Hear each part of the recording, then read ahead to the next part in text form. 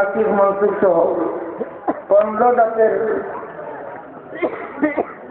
বিষয় জানেন, বিশেষ করে নহসরত জানেন, ব্যাখ্যা বিশ্লেষণের সাথে তারকিবের সাথে কোরআন হাদিসের অর্থ অনুমান করতে পারেন, তারা হলেন শরীয়তের আলেম। আবার আলেমের মধ্যে আবার দুই রকম আছে, উলামায়ে হক, উলামায়ে সু। উলামায়ে হক হলো যারা এলিম অনুযায়ী আমল করেন, মানুষকেও সেই পথে ডাকেন, তারাই উলামায়ে হক। তাদের চেহারা দেখলেও গুনাহ ধরে যায়, বলেন সুবহানাল্লাহ। তাদের সাথে মুসাফা করলে নবীজি বলেন আমার সাথে মুসাফা করা হয়। তাদের পিছনে ইক্তেদা করলে আল্লাহর হাবিব বলেন যেন আমার পিছনে নামাজ আদায় করলো। তাদের জন্য উলামায়ে হক যারা, তাদের জন্য সাগরের মাছ, এই আকাশের পাখি এবং জমিনের যত প্রাণী আছে প্রতিদিন দৈনিক কোটি কোটি বার আল্লাহর কাছে রহমত চায়, জোরে বলুন সুবহানাল্লাহ। তাদের জন্য দোয়া করে। ওয়া ইউরাফিকুহুম ইয়াওমাল কিয়ামাতি মা'আল আম্বিয়া।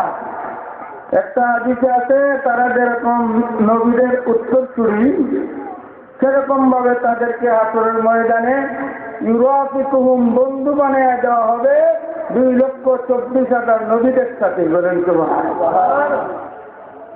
সেই উলামায়ে কেরাম ওয়াজ নসিহতের দায়িত্ব তাদের। তারা মানুষকে কোরআন হাদিস বুঝাবে, এটা তাদের ইমানের দায়িত্ব। ফারদে কিফায়া ওয়াল তাকুম মিনকুম উম্মাতুন ইয়াদউনা ইলাল খায়রি ওয়া ইয়ানহাউনা আনিল মুনকার। এই যে দাওয়া, এটা সবার জন্য নয়, মূর্খ লোকের জন্য ওয়াজ করা হারাম। মুফতিয়ানে কেরাম আছে, ওয়াজ তারাই করবেন, তাদেরই জন্য ফরজে কিফায়া। এক এলাকায় যদি একজন আলিম হয়ে যায়, হক্কানি আলিম, তার জন্য ফরজে কিফায়া মানুষকে ওয়াজ শোনাবে। তো আজকের এই মাহফিলে যারা ওয়াজ করবেন, আলহামদুলিল্লাহ আমার জানা মতে তারা অবশ্যই উলামায়ে দ্বীন, তাদের আখলাকে হাসানা, তাদের আকাইদ ইমান শুদ্ধ, আহলে সুন্নাত ওয়াল জামাতের আকাইদ, তাদের ওয়াজে আমাদের ফায়দা হবে। ওয়াযাক্কির ফাইন্নায যিকরা তানফাউল মুমিনিন। আল্লাহ কোরআনে বলেছেন, হে বন্ধু ওয়াজ করুন, ওয়াজে মুমিনদের ফায়দা হয়। ওয়াজে মুমিনদের ফায়দা হয়, ইমান তাজা হয়। আর ওয়াজ করলে আবার কোনো কোনো জায়গায় রিয়েকশন দেখা দেয়, যেখানে রিয়েকশন দেখা দেয় বুঝবেন ইমানে দোষ। রুগীরে ওষুধ দিলে ওষুধ খাইতে চায় না। অনেক মানুষ আছে ভালো হক কথা বললেও বেজার হইয়া যায়, আর উল্টা উল্টা প্রপাগান্ডা শুরু করে, আসেনি না? না, যারা এরকম করে তাদের বদনসিব। তারা তাদেরকে যে নসিহতটা, যে ওষুধটা দেওয়া হয়েছিল ইমান আমল সহি করার জন্য, সেটা তাদের ইমান আমলের মধ্যে বেমার আছে, রোগ আছে, সেই রোগ সারাইবার জন্য আরো রোগ বেড়ে যায়। এটা তাদের বদনসিব।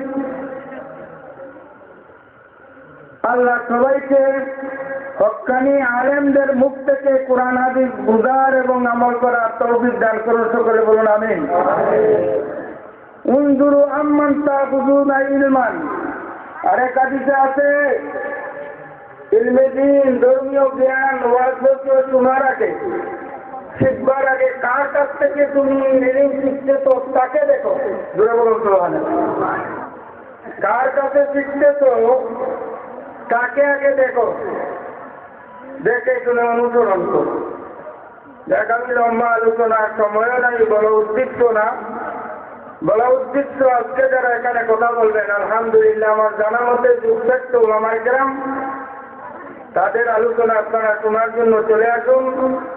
যারা এখনো রাস্তাঘাটে, বাজারে, বিভিন্ন জায়গায় আছেন, মেহরবানি করে বছরে একটা দিন আমি আপনাদেরকে অনুরোধ করবো, আর দেরি না করে প্যান্ডেলের নিচে চলে আসুন। এখন যিনি আপনাদের সামনে মূল্যবান আলোচনা করতেছেন তিনি সিরাজনগর মডেল মাদ্রাসার সম্মানিত উপাধ্যক্ষ, আমার অত্যন্ত স্নেহভাজন, একেবারে ছোটবেলা থেকে ওই 1979 সম্ভবত 79 আমি সিরাজনগর কিছুদিন শিক্ষকতা করেছিলাম। সেই সময় ওনারে পেয়েছিলাম বাচ্চা মানুষ।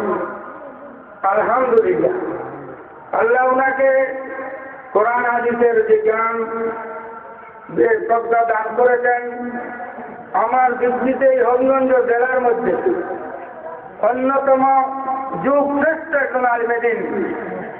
সবাই বলেন আলহামদুলিল্লাহ। আহলে সুন্নাত ওয়াল জামাতের এখনো যদি কোনো বাতিল, আমার দৃষ্টিতে আমি দেখেছি হাজার হাজার আলিম উলামা আহলে সুন্নাত ওয়াল জামাতের হয়ে গেছেন আলহামদুলিল্লাহ, কিন্তু বাতিলের মোকাবেলায় কিতাব নিয়ে কেউ যদি আজকে ডাক দেয় যে আসো হবিগঞ্জের আলিম উলামা হাদিস নাজির বুঝিয়ে দাও, বরাদ করতে প্রস্তুত আছি। যদি কেউ চ্যালেঞ্জ করে বসে তাহলে বর্তমান যুগের যত আলিম উলামা উনার বয়সে যারা আছেন আমি দেখি না কেউ কিতাব নিয়ে দাঁড়াতে পারবে, কিন্তু আল্লাহর এই বান্দা যারা এবার সেই যোগ্যতা আল্লাহ দান করে দিয়েছে, বলেন আলহামদুলিল্লাহ। তিনি আপনাদের সামনে সেই দিকে আখলাকে আসা না, সেই দিকেও তিনি অনেক এগিয়ে গেছেন। সামনে তারিখ করা ভালো নয়। হক্কানি মুহাক্কিক আলিমে দ্বীন পরহেজগার সে আল্লাহর আলিমের কথা শোনার জন্য আমি সবাইকে অনুরোধ করছি, সকলে চলে আসুন। এখন আপনাদের সামনে আমাদের আজকের সবার বিশেষ অতিথি হযরতুল আল্লামা সিরাজুল ইসলাম আল কাদরি সাহেব মূল্যবান নসিহত পেশ করবেন।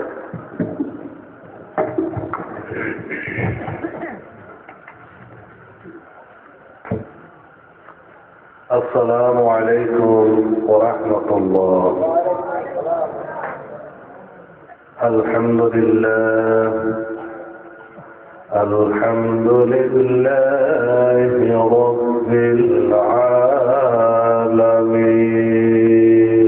العالمين خالق السماوات والأرض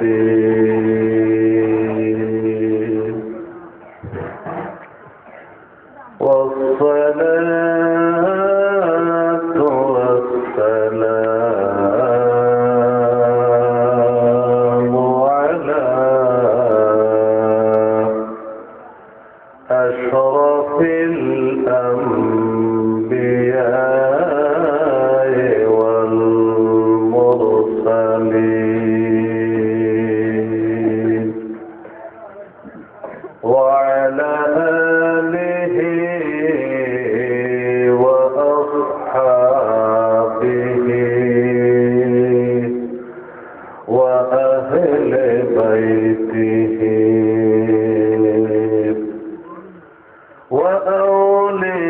وأولياء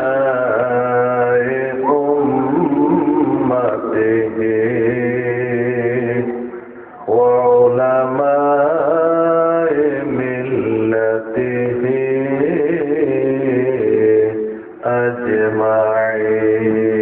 أجمعين. أما بعد فقد قال الله تعالى في الكلام المجيد والفرقان الحميد في شان حبيبه ومحبوبه صلى الله عليه وسلم مخبرا